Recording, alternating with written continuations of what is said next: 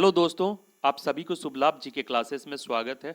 आज 11 जनवरी 2025 आज की इंपॉर्टेंट करंट अफेयर्स क्लास को शुरू करते हैं। आइए, फर्स्ट क्वेश्चन। राष्ट्रपति द्रौपदी मुर्मू ने 10 जनवरी को भुवनेश्वर में आयोजित 18वें प्रवासी भारतीय दिवस सम्मेलन 2025 में कितने लोगों को प्रतिष्ठित प्रवासी भारतीय सम्मान पुरस्कार प्रदान किए हैं? और इसका आंसर क्या है? 27। यानी राष्ट्रपति द्रौपदी मुर्मू ने 10 जनवरी को भुवनेश्वर में आयोजित 18वें भारतीय प्रवासी सम्मेलन 2025 में 27 लोगों को प्रतिष्ठित प्रवासी भारतीय सम्मान पुरस्कार प्रदान किए हैं। यानी इसका आंसर क्या हो जाएगा? बी 27।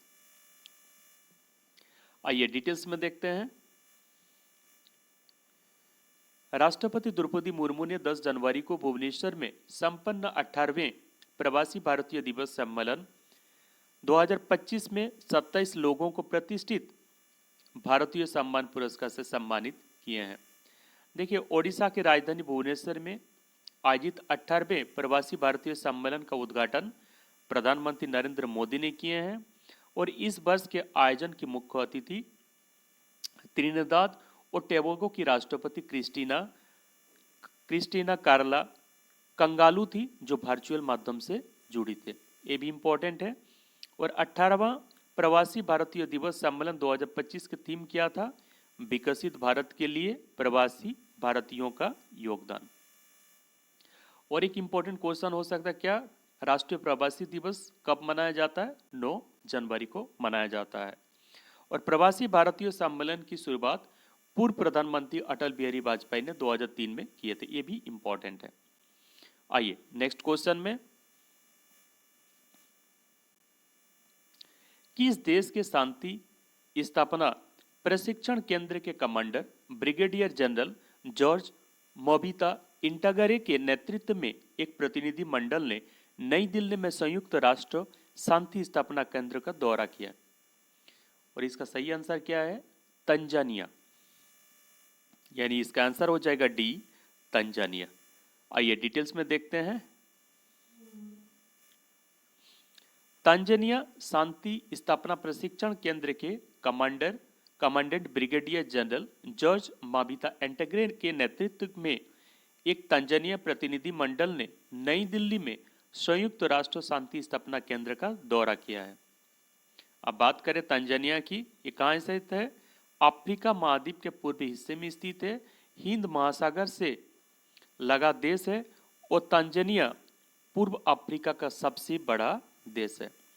तंजानिया की राजधानी कहाँ है? डोडोमा इसका राजधानी है। तंजानिया क्या? और तंजानिया का मुद्रा क्या है? शिलिंग। यानी तंजानिया की मुद्रा है शिलिंग। और एक इंपॉर्टेंट क्वेश्चन, तंजानिया में माउंट किलिमंजारो है, जो अफ्रीका का सबसे ऊंचा पर्वत है। आइए नेक्स्ट क्वेश्चन में, डॉक्टर कृष्णा एल्ला, जो भारत बायोटेक इंटरनेशनल के सह संस्थापक और कार्यकारी अध्यक्ष हैं, को 2025 में भारतीय राष्ट्रीय विज्ञान अकादमी द्वारा किस सम्मान से सम्मानित किया गया है? और इसका आंसर क्या है? इसका आंसर है इंडिया फेलोशिप। यानी इसका आंसर हो जाएगा ए, इंडिया फेलोशिप।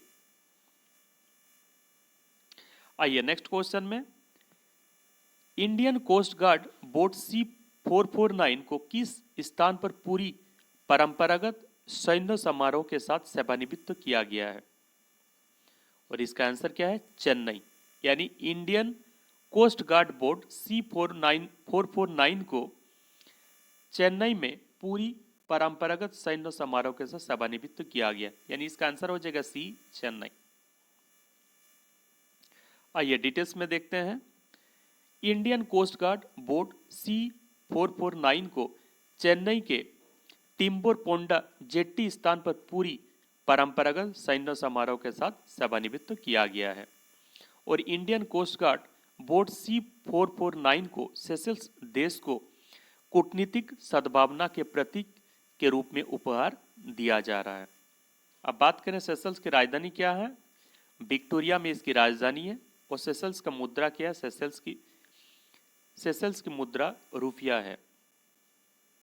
आइए नेक्स्ट क्वेश्चन में, हाल ही में किस राज्य के मुख्यमंत्री ने सरकारी सूचनाओं तक आसान पहुंच एवं पारदर्शिता के लिए सूचना का अधिकार यानी आरटीआई ऑनलाइन पोर्टल को लॉन्च किया है। और इसका आंसर क्या है? जम्मू कश्मीर। यानी इसका आंसर हो जाएगा डी, जम्मू कश्मीर। आइए डिटेल्स में देखते हैं। जम्मू कश्मीर के मुख्यमंत्री उमर अब्दुल्ला ने सिविल सचिवालय जम्मू में जम्मू कश्मीर सूचना का अधिकार आरटीआई ऑनलाइन पोर्टल को लॉन्च किए हैं। यह पोर्टल आरटीआई अधिनियम के तहत सरकारी सूचनाओं तक आसान पहुंच करेगी और नागरिकों को तेज, अधिक पारदर्शिता और लागत कुशल तंत्र के साथ सशक्त बनाएंगे। अब देखिए, आरटीआई की बात करें तो सूचना का अधिकार अधिनियम को लागू करने वाला पहला राज्य कौन था? राजस्थान था। साल 2000 में राजस्थान सरकार ने आरटीआई कानून पारित किया था। इसके बाद तमिलनाडु, कर्नाटक, महाराष्ट्र, गोवा, पंजाब जैसे राज्यों ने भी इसे लागू किया था। सूचना का अधिकार अधिनियम 2005 को पूरे भारत में लागू किया गया था। ग्रामीण राजस्थान में मजदूर किसान शक्ति संगठन ने साल 1994 में आरटीआई आंदोलन शुरू किया था। ये देखिए, प्रीवियस एग्जाम में पूछा गया क्वेश्चन है। और सूचना का अधिकार अधिनियम पारित करने वाले दो राज्य कौन थे? गोवा और तमिलनाडु। ये भी प्रीवियस एग्जाम में पूछे गए क्वेश्चन है। आइए नेक्स्ट क्वेश्चन में। हाल ही में किसने राष्ट्रीय नदी यातायात और नौवहन प्रणाली का शुभारंभ किया है? और इसका सही आंसर क्या है? सर्बानंद सोनोवाल। यानी इसका सही आंसर हो जाएगा डी, सर्बानंद सोनोवाल। आइए डिटेल्स में देखते हैं। केंद्रीय मंत्री सर्बानंद सोनोवाल ने राष्ट्रीय नदी यातायात और नौवहन प्रणाली का शुभारंभ किया है। अंतर्देशीय जलमार्ग विकास परिषद ने राष्ट्रीय जलमार्ग पर बुनियादी ढांचे के बड़े उन्नयन की वकालत की है, जिसके तहत 5 वर्षों में 50,000 करोड़ रुपए का निवेश किया जाएगा। अब देखिए, सर्बानंद सोनोवाल एक कौन है? केंद्रीय बंदरगाह, जहाजरानी और जलमार्ग मंत्री और आयुष मंत्री हैं। भारत में केंद्रीय अंतर्देशीय जल परिवहन निगम का मुख्यालय कहाँ स्थित है? इसका आंसर क्या है? कलकत्ता में। और यह WBCS में पूछा गया सवाल है। अब देखिए, कुछ मुख्यालयों का नाम आप याद रखेंगे। भारतीय अंतर्देशीय जलमार्ग प्राधिकरण का मुख्यालय नोएडा में स्थित है। राष्ट्रीय महासागर प्रौद्योगिकी संस्थान का मुख्यालय चेन्नई में स्थित है। राष्ट्रीय समुद्र विज्ञान संस्थान का मुख्यालय गोवा में स्थित है। भारतीय राष्ट्रीय महासागरीय सूचना सेवा केंद्र हैदराबाद में स्थित है। भारतीय सागरीय महासागरीय तकनीकी संस्थान का मुख्यालय चेन्नई में स्थित है। राष्ट्रीय अंटार्कटिका एवं महासागर अनुसंधान केंद्र गोवा में स्थित है।